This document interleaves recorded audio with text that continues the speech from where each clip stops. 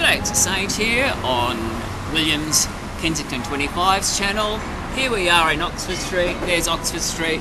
What a wonderful street. Oh, careful where you point that. We might have copyright problems. We don't want to do that. So just head and shoulders. Oh shit, isn't there a Coke? Oh, God, we've got to be so careful. We've got to be really careful. How are you, William? I'll just grab this from you. I'm good. It's been an interesting week for the first time.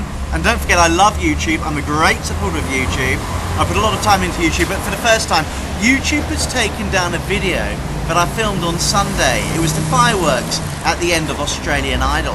Now, I filmed it from my balcony, but I got an email from YouTube saying they'd taken the video down because apparently the makers of Australian Idol, the owners of the rights for it, Fremantle Media, claimed it was a copyright infringement. Sadly, I've not been told what that infringement was. Had I supposedly used their material, which I hadn't, or did I need permission to actually film the fireworks, which I could see in a public place from my own private balcony of my own private home? So there's a lot of vagueness there, and I really need to know what I have infringed so I don't do it again. How can I not do it again if I don't know what it is I've done wrong in the first place? There's a lot of confusion there. It needs to be made clearer. I'm also a little bit nervous about this because I filmed the same space, the same place as you did 4 hours before you did. When I was actually talking about Australian Idol, I had no idea it was a grand final. I don't usually watch it, and it was just 4 hours before. And if you looked at my channel, I was talking about the X Factor and Australian Idol. Why doesn't YouTube promote it? We always get the British one. There was nothing planned. It was just total coincidence that four hours later the fireworks started, and William filmed exactly the same public building with the bridge out of his window. And anyone who's ever seen William's channel, it is exactly the same view as you have seen behind him, and you can actually prove it quite easily. Yeah, and what I'm not clear about is, are they saying I used their footage from the television, which I certainly didn't do, and that can be proved by looking at my other videos, etc., and comparing the view? Or are they actually saying that fireworks are copyright because Channel 10 or Fremantle Media paid for them? In which case, can I film the Coca-Cola sign in King's Cross? Am I allowed to do that? Am I allowed to film Centrepoint because somebody designed that? That's somebody's artistic license. Is there anything I'll be able to film? How far with copyright laws have we gone?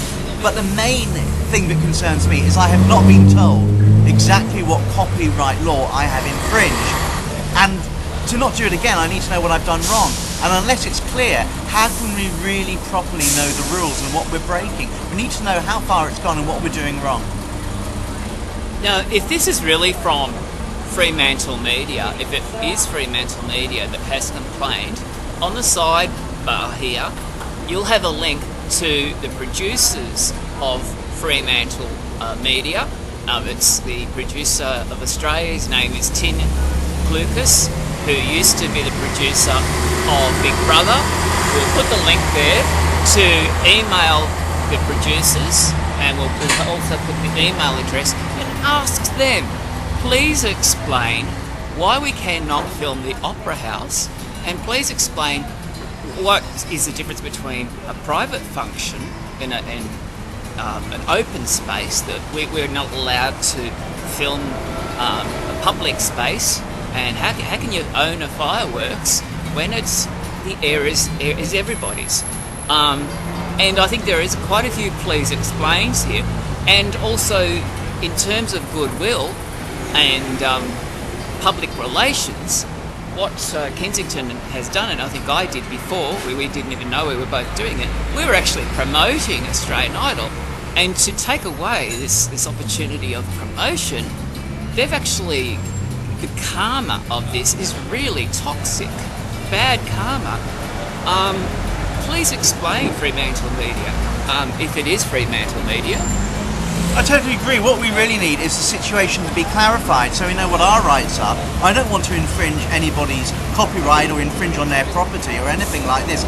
So tell me what I've done wrong. Tell people where they stand. Make the laws clearer so that we don't do it again. What we want is clarity, because what can I film and what can't I film? If I've stolen the footage, if that's what they're claiming, then fair enough, I didn't do that. But if they're claiming that filming fireworks from a private property where I was that can be seen publicly by the public is copyright, then surely that limits anything that doesn't belong to us ourselves to film. Will I be able to film the New Year's Eve fireworks? Will I be able to film Mardi Gras? Because a TV company and people sponsor Mardi Gras. Can I film Mardi Gras?